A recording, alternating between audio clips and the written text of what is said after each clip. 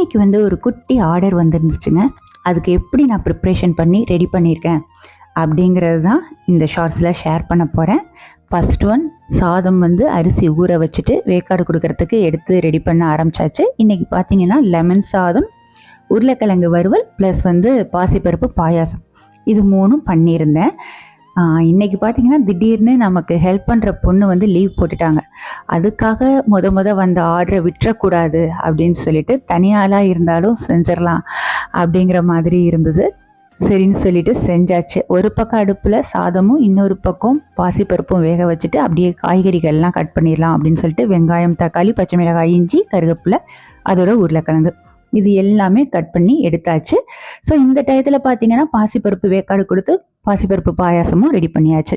அதே டயத்தில் நமக்கு லெமன் சாதமும் ரெடி ஆயாச்சு. கொஞ்ச நேரம் ஆறட்டும் அப்படின்னு எல்லாம் ஆற வச்சாச்சு. அதோட உருளைக்கிழங்கு கொஞ்சம் கிரேவி தான் இன்றைக்கி பண்ணியிருந்தது.